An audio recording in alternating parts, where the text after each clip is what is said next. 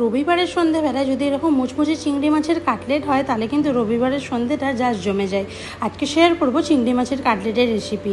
এতটাই মুচমুচে হয় তোমাদেরকে বলে বোঝাতে পারবো না। তো চলো রেসিপিটা শুরু করা যাক। আমি এখানে কয়েকটা মিডিয়াম সাইজের চিংড়ি মাছ নিয়ে নিয়েছি, মাথা বাদ দিয়ে ভালো করে পরিষ্কার করে নিয়েছি। আর এদিকে পিঠের দিকে নোংরাটাও কিন্তু বাদ দিয়ে এইভাবে বাটারফ্লাই শেপ করে নেবো। প্রত্যেক কটা এইভাবেই করেছি, তোমাদেরকে দেখিয়ে দিলাম যে কিভাবে করেছি। পিঠের দিকটা একটু এরকম চাকুর সাহায্যে কেটে বাটারফ্লাই শেপ করে নেবো। চিংড়ি মাছটা একটু বড় হলেও অসুবিধা হবে না, আরও ভালো হবে। তো এখানে পেঁয়াজ, রসুন, আদা, কাঁচা লঙ্কা, ধনেপাতার একটা পেস্ট বানিয়ে নিচ্ছি। এবার চিংড়ি মাছটার মধ্যে লবণ, গোলমরিচ গুঁড়ো আর আদা, রসুন, কাঁচা লঙ্কা, ধনেপাতার যে পেস্টটা অল্প দিয়েছি, আর একটু লেবুর রস দিয়ে ভালো করে মাখিয়ে প্রায় 15 থেকে 20 মিনিট মতো রেস্টে রেখে দেবো। এবার দুটো ডিম একটা বাটিতে নিয়ে নিচ্ছি।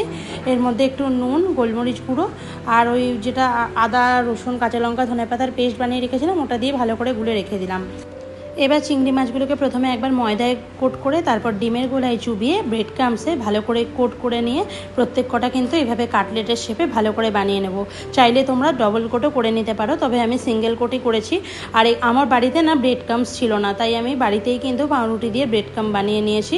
খুবই ইজিলি বানানো যায় ঘরে, আরও ভালো হয়। তো দেখো প্রত্যেক কটা আমার বানানো হয়ে গেছে আর দেখতেও ভীষণ সুন্দর হয়েছিল। আর এগুলোকে কিন্তু তোমরা ফ্রিজে স্টোর করেও রাখতে পারো, এয়ারটাইট কন্টেনারে করে, যখন ইচ্ছা ভেজে খেতে পারবে। 1 সপ্তাহ মতো রাখাই যায়। তারপর এদিকে তেল গরম করে কাটলেটগুলো কিন্তু ভেজে নিচ্ছি। আর এইভাবে রেডি করে যদি রেখে দিতে পারো কাটলেটগুলো, তাহলে কিন্তু যখন তখন বাড়িতে লোকজন চলে এলে একদম মুখরোচক এই স্ন্যাক্স কিন্তু বানিয়ে নিতে পারবে চটজলদি। ভীষণ মুখরোচক আর ভীষণ টেস্টি হয়েছিল খেতে, তোমাদেরকে বলে বোঝাতে পারবো না, এতটা মুচমুচে হয়েছিল। তো কাল তো রবিবার, সন্ধ্যাবেলায় বানাচ্ছ তো অবশ্যই বানিও আর আমাকে জানিও কেমন লাগলো। ভিডিওটা ভালো লাগলে ভিডিওটা লাইক কমেন্ট করে পাশে থেকো।